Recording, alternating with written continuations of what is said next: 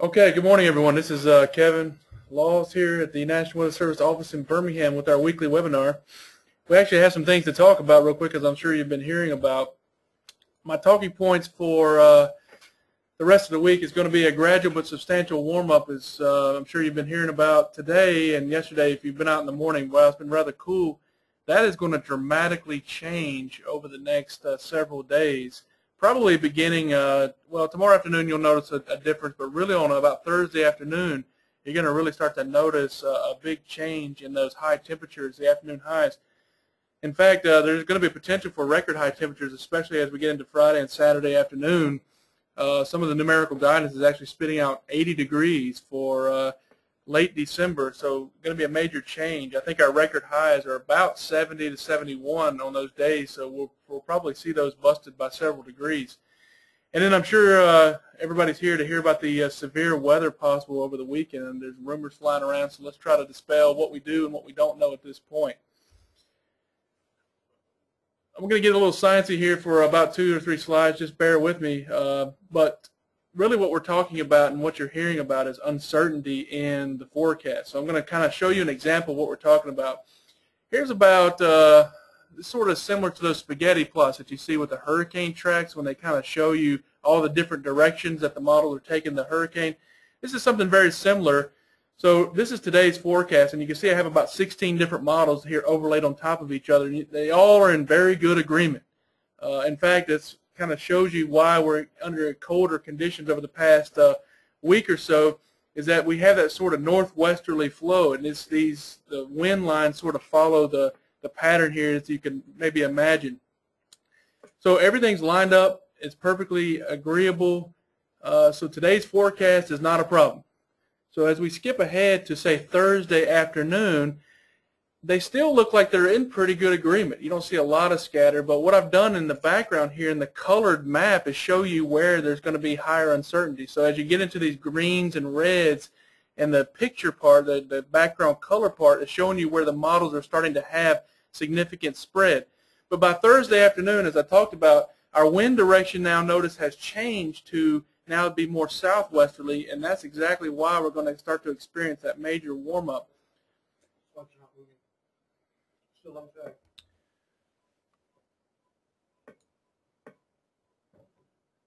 So that's why we're going to start experiencing that major warm-up by Thursday afternoon, is that we're going to be under southwesterly flow. I'm going to slow down here just a little bit because Jim told me that the slides are not quite keeping up. Now, as we get into Saturday afternoon, as we get closer to the weekend and this potential for severe weather, this is really where we start to see a lot of divergence in the forecast. You're still on today. Still on today's slide. So when you see the colored map background, that is where we're having the problems with the forecast. So we're looking at the major system going to cut across the southern U.S. and Texas, and really the model spread takes us all the way back in the Pacific. So that's why we're having a lot of timing issues and placement issues. You can also see up in Canada the same kind of situation going on, and these two systems really affect each other. One sort of has to get out of the way before the other one can kind of get here. So this is why we're talking about a lot of uncertainty. You can see in our products we're talking about it. The Storm Prediction Center is talking about it. I'm sure some of the media outlets now are starting to pick up on the fact that there is tons of uncertainty as we get into the weekend. So that's going to be problematic. And what we're hoping for, obviously, is that these solutions are going to come together so we can get a little bit better forecast for you. So right now, everything at this point, we're still 5 to 6 days out. Everything is still a major broad brush as far as exactly when these elements are going to come together for us here.